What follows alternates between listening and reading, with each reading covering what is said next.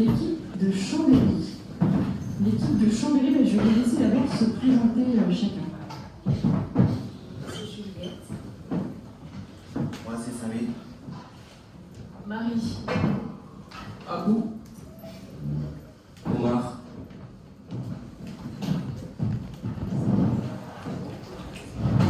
À Chambéry, vous vous êtes lancé en quelle année?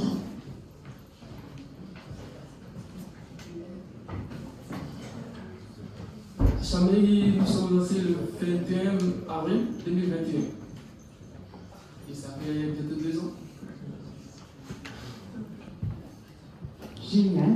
Et en 2021, vous vous êtes lancé, vous savez combien vous étiez à peu près?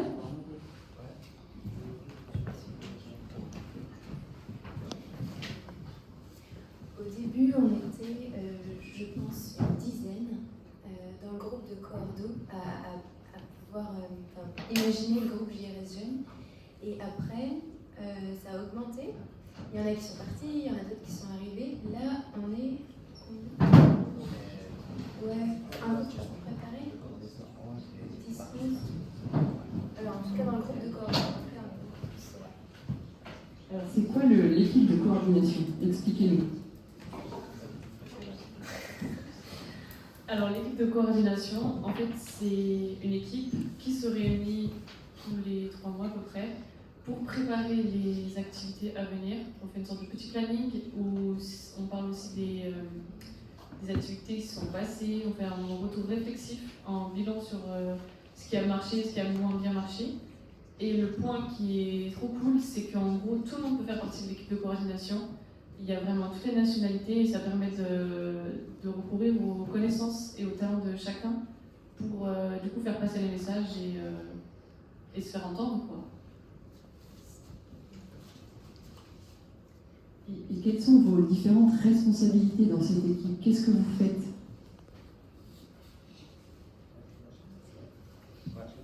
On se retrouve tous les 3 mois pour proposer des activités à venir et on fait le point pour faire le point sur les activités passées.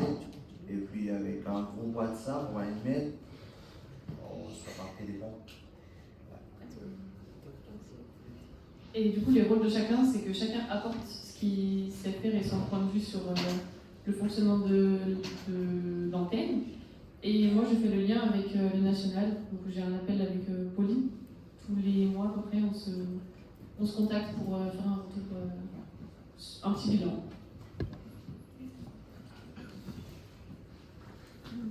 Et dans votre ville, à Chambéry, est-ce que vous êtes en lien avec d'autres personnes?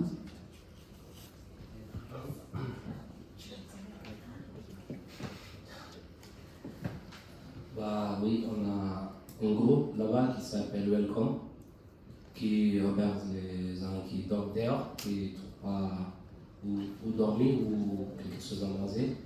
Bah, du coup, ce groupe organise des choses. Par exemple, si les gens qui dorment dehors, ils viennent là-bas, bah, ils se présentent. C'est pas juste les migrants, c'est pour tout le monde.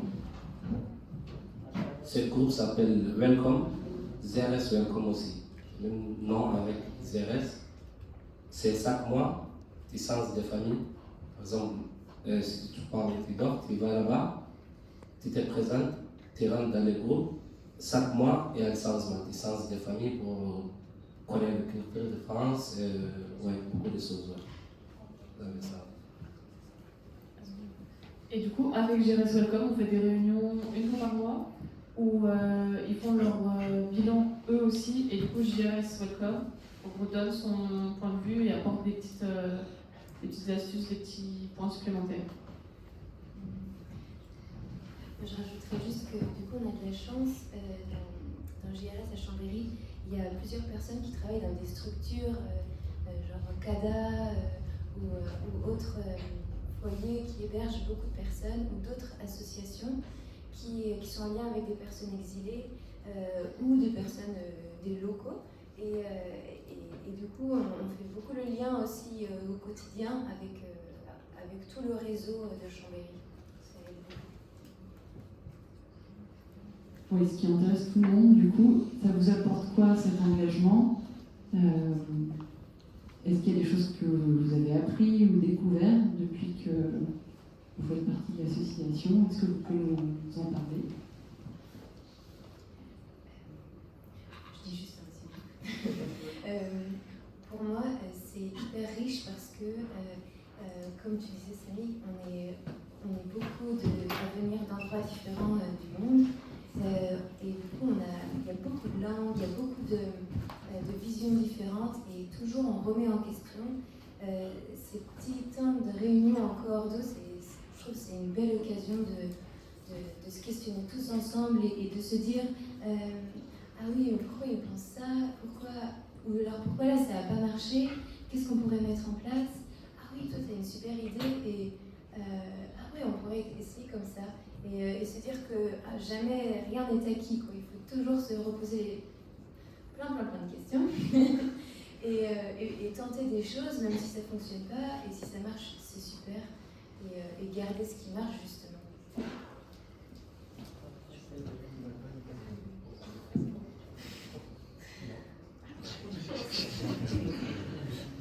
Bon, moi, personnellement, j'ai pas grand-chose à dire. Et depuis qu'on a fait le groupe, franchement, tout va bien et on essaie de se respecter. Tout se base sur le respect. En tout cas, dans le groupe, on se respecte tout, que ce soit la coordination ou le groupe normal. Parce qu'on a un groupe WhatsApp qui réunit tout le monde sur les GRS. Et on a un groupe WhatsApp pour la coordination. Et après, dès qu'on se voit, on explique un peu qu'est-ce qui n'a pas marché, qu'est-ce qu'on peut faire plus. Personnellement, on a plein d'activités, on a plein de projets à faire, mais en général, personne n'a le temps et tout le monde bosse et plein d'activités. Du coup, il nous faut encore beaucoup de temps pour s'organiser. Et on n'a pas oublié, on essaie de voir ce qu'on peut faire. Et après, ouais, et il y a plein aussi, même si on veut faire une activité que d'autres ne comprennent pas français, par exemple, on sollicite, on parle en français et après on va traduire en anglais. Pour ceux qui comprennent l'anglais, et après on sollicite d'autres personnes comme Samy qui est là, qui parle d'Ari. On l'explique, il essaie de solliciter encore ses frères aussi qui sont la langue française qui est un peu difficile pour eux. Il essaie de les expliquer pour qu'ils puissent comprendre un peu ce qu'on veut faire. Et après, voilà, ils comprennent et ça marche. Après aussi, on propose plein de choses, hein, des jeux, même la cuisine aussi. En général, la cuisine, les apprend et le palao qu'on le fait à tout moment et voilà, franchement j'ai fait. Et après aussi, au niveau des Ivoiriens aussi, comme tout le monde le sait souvent, on aime de la ticket à base de semoule de manioc. On a une fois fait, les gens ils ont aimé. Bon, après ça, quand on fait les week-ends, tout le monde cuisine, au niveau de la cuisine, franchement, tout le monde participe. Il n'y a pas un qui va se faire petit nord et la plage. Surtout quand on se dit toujours la place des femmes c'est dans la cuisine, bah, chez nous il n'y a pas ça. En général les garçons même font la cuisine, ce sont les femmes qui nous assistent. Ah ouais, Juliette elle peut témoigner quand on fait des week-ends et la cuisine, c'est franchement tout le monde participe, que ce soit la cuisine, autre chose, même le dernier jour avant de partir, que ce soit le ménage, autre chose, tout le monde participe, franchement c'est bien. Et personne n'est là pour dire non et je ne fais pas ça parce que si, parce que non. On est tous ensemble, on est tous d'accord et voilà. Franchement ça va. Moi ça me plaît bien. J'aimerais bien continuer encore plus à organiser plein de choses. Et voilà. Je trouve que GRS en tant que tel, c'est vraiment un lieu où on peut chacun apporter son unicité et ce qu'on sait faire pour en faire un collectif super puissant en humanité et en partage de plein de bonnes choses.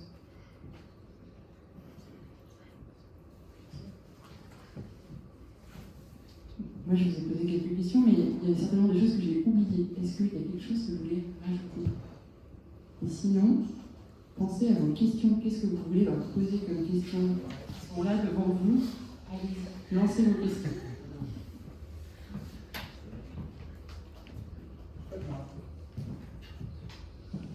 C'est sur nous, je viens de Toulouse. En fait, moi, ce que je voudrais savoir, c'est comment vous faites pour mobiliser les demandeurs d'asile pour qu'ils puissent eux-mêmes proposer des activités, parce que parfois, nous, on a du mal à le faire. Et si vous voulez, c'est en gros, nous, entre guillemets, l'équipe de coordination, souvent, qui propose des choses. on a du mal, si vous voulez, à les convaincre que ces personnes-là aussi peuvent partager leur talent. Que ce ne soit pas seulement notre besoin qui est venu, mais aussi en fait, ils puissent proposer comment vous faites pour les rassurer et puis voilà, pour les motiver. Bien.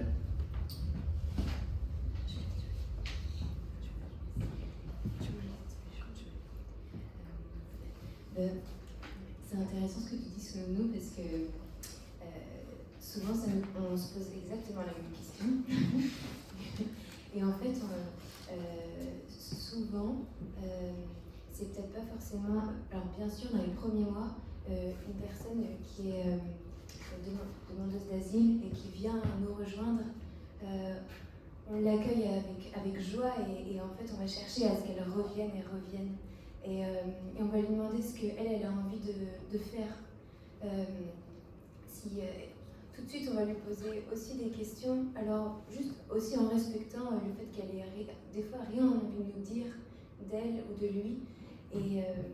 Mais on va chercher quand même à être curieux et à lui demander qu'est-ce qui te plairait de faire la prochaine fois. Si c'est des jeux, et ben allons-y, on emmène des jeux et puis on joue. Si c'est une balade.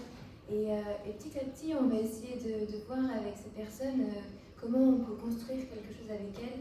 Ça peut être à deux. Et souvent, c'est ce qu'on fait. On se dit, tiens, nous, la prochaine fois, on va organiser à trois une activité ou une soirée. Et ça aide vachement à du coup, à ce que la personne elle se sente intégrée et puis qu'elle fasse partie de la construction. Merci.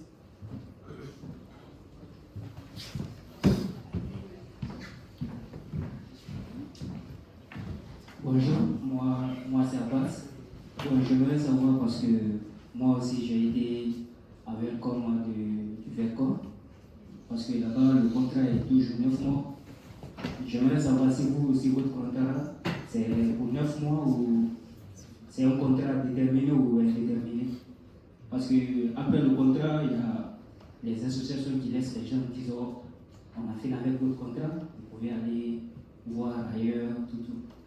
J'aimerais savoir maintenant si pour vous, c'est déterminé ou indéterminé quand vous hébergez les gens. Là, je vais répondre parce qu'en fait, c'est JRS Jeune, c'est pas JRS Welcome. Et du coup, les règles de JRS Welcome, c'est les mêmes partout. Tu veux en parler?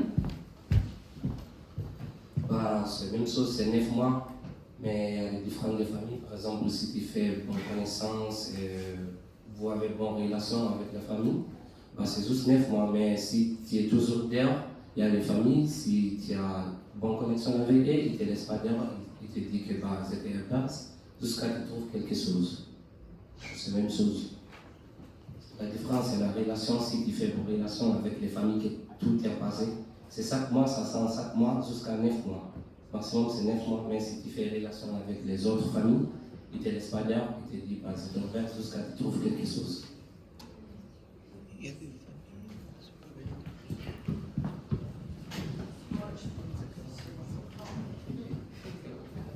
On est de Clermont et les idées, on n'en manque pas. La mobilisation, j'ai de la chance qu'ils sont tous là quand on les appelle. Par contre, moi, ma question que je n'arrive pas à trouver de solution la plupart du temps, c'est comment se rassembler et où. Parce qu'on n'a pas de salle attitrée. Vous parlez d'atelier cuisine, franchement, ils sont tous au taquet pour vouloir cuisiner. Mais à part les mettre dans la cuisine, je ne vois pas où je peux les mettre. Et on ne passera pas à 10, 15, 20, voire plus. Du coup, je ne sais pas, en fait, j'arrive pas à trouver la solution. On a beau avoir des partenaires, etc. Mais c'est toujours compliqué et on est toujours dépendant des disponibilités des partenaires. Et du coup, voilà, la plupart du temps, c'est le lieu de comment on se rassemble. Parce que les idées, on les a. On a les gens, mais on n'a pas le lieu. On n'a pas de salle. Donc, j'avoue que, effectivement, c'est compliqué.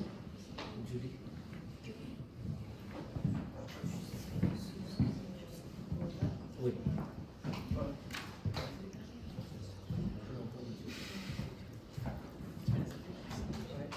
Bon, en fait, chez nous, on a eu la chance d'avoir une salle. Il y a des frères qui nous prêtent la salle. Il y a des frères, en fait, C'est 3 frères qui font partie d'une paroisse une paroisse catholique, je crois. Et du coup, on a vraiment de la chance parce que on y allait un peu comme ça, on a toqué chez eux un jour, on leur a dit est-ce que vous auriez une salle pour nous? C'est un grand endroit, enfin, ouais, ils habitent dans une grande maison et puis il y a leur petite chapelle à côté et en fait ils sont hyper cool. Ils nous passent une petite salle, il n'y avait pas de cuisine à la base ou alors juste à côté une petite cuisine mais qui ne marche pas. Donc en fait à chaque fois on utilise leur grande cuisine et maintenant ça va quoi. Mais ouais, on a de la chance et j'avoue que si on n'avait pas de salle, je pense qu'on essaierait aussi de trouver, mais j'entends que c'est hyper compliqué des fois qu'on nous prête des endroits.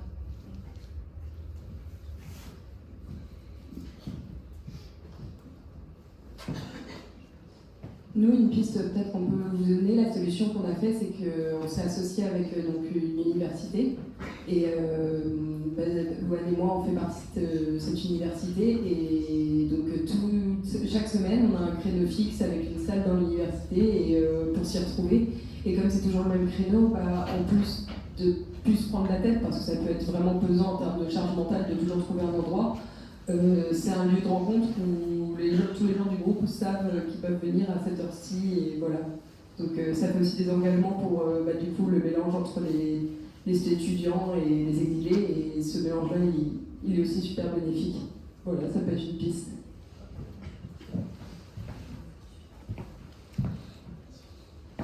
Moi je voulais savoir parce que je viens de Grenoble, donc je pense qu'en termes d'effectifs on doit être à peu près pareil, Chambéry et Grenoble. Et du coup, je voulais savoir comment vous faisiez pour les activités, parce que par exemple, avant j'étais à Paris, et eux, ils sont tellement gros, il y a tellement de monde et tout, qu'il y a des activités lundi, mardi, mercredi, enfin on sait à chaque fois pour s'inscrire, quand s'inscrire et tout. Donc ça favorise le fait qu'il y ait beaucoup de monde.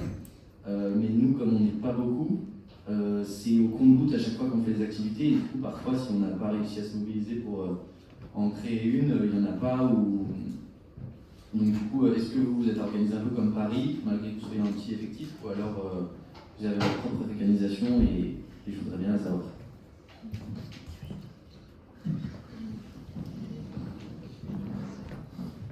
Bon, au niveau des activités, parce qu'avec la coordination, surtout chaque 3 mois, on prévoit des activités pendant 3 mois, tout ce qu'on peut faire, et on file des dates pour ça. On a l'idée de chacun, tout ce qu'on veut faire, d'autres disent, vu que c'est l'hiver, on veut faire la nuit, dans ce cas, bon, on va aller à la montagne, faire un peu de nuit, ou on va aller à la croix du volet pour aller visiter un peu, ou on peut faire des randos. Et ça, c'est des activités on se fixe des dates, tout ça. Et la coordination, chacun note les dates, et après, on cherche des gens dans la coordination qui peuvent proposer. S'il y a une ou deux personnes qui peuvent dire moi je vais essayer de proposer cette activité, et lui, question qu'il peut voir avec d'autres personnes, il dit je ne peux pas faire tout seul, j'ai besoin d'aide. Et dans la coordination ou dans les groupes de GRS, il peut aller voir une personne en privé pour lui dire est-ce que tu es disponible pour m'aider à organiser cette activité, et on essaie de mettre en place. Et les dates qu'on a fixées, ces dates sont là. Bien avant ça, il y a d'autres sites qui peuvent dire moi je vais faire telle chose qui ne fait pas partie de la coordination, mais qui dit les meilleurs bien fait ça. Et ensemble, on essaie d'envoyer des messages dans le groupe WhatsApp pour dire vraiment à telle personne qui nous propose telle chose, et est-ce que ça intéresse d'autres, soit de foot ou autre chose. Même la semaine passée, il y a quelqu'un qui a envoyé un message dans le groupe le samedi passé pour dire est-ce que ça vous intéresse d'aller jouer au foot dimanche. Il y a plein qui étaient intéressés, mais après, vu que c'était pas prévu, on a tout dit, vu que c'est pas prévu, on essaie de laisser la prochaine fois. Et c'est un peu ça. En général, ils sont tous motivés dans notre secteur, tout le monde est motivé. La plupart du temps, quand on lance une activité, même à 2 jours, on peut rester là jeudi, on dit ce samedi, on veut faire un jour, on veut faire quelque chose qui n'était pas prévu dans le planning. La personne dit je vais organiser et on lance. Il y a au moins 5, 8, 10 personnes qui sont là et on essaie de faire ça. C'est plus ça. C'est compliqué, mais en fait, c'est ça, je crois que ça peut aller. Et essayer de faire aussi pouvoir d'approcher les autres, essayer de leur demander aussi qu'est-ce qu'ils veulent faire, qu'est-ce qu'ils aimeraient faire. Une personne peut dire moi je vais faire ça, moi je vais faire ci. Et en fonction de ça, vous mettez les idées ensemble. Et s'il a l'idée de faire, le lui demander est-ce que tu seras en mesure d'organiser? Il dit oui, je serai en mesure. Parce que l'organisation, c'est pas facile. Et moi, au début, on me disait d'organiser, donc moi, je me disais c'est compliqué, je sais pas comment le faire.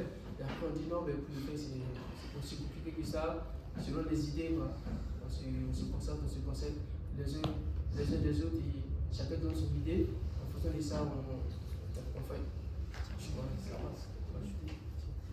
Ce qui est bien aussi, c'est qu'en fait, du coup, on fait un planning comme vous l'a très bien expliqué, mais que ça n'enlève en rien la spontanéité qu'on peut avoir, par exemple, de proposer des trucs, on fait un flyer et hop, 2 jours avant, bon, ça réduit le nombre de personnes touchées, mais ça réduit pas la qualité des échanges, tout ça. Donc on fait vraiment c'est très organisé, mais très spontané à la fois.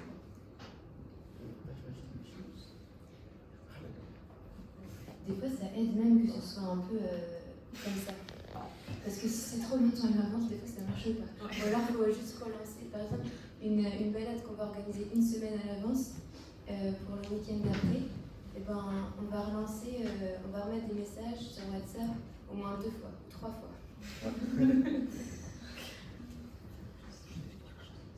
Et puis après aussi, je vais ajouter, souvent quand on organise des week-ends où on fait des balades, on a besoin d'un véhicule pour aller où il y a un moyen de transport.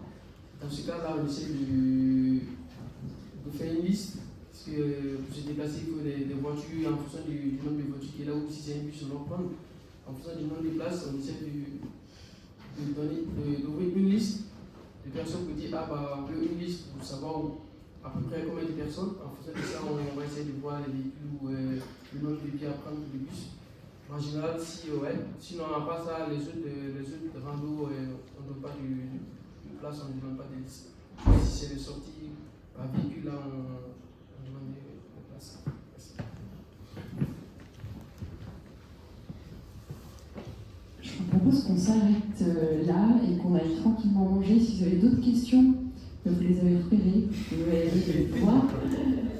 Merci beaucoup pour votre témoignage, c'était très riche. Merci.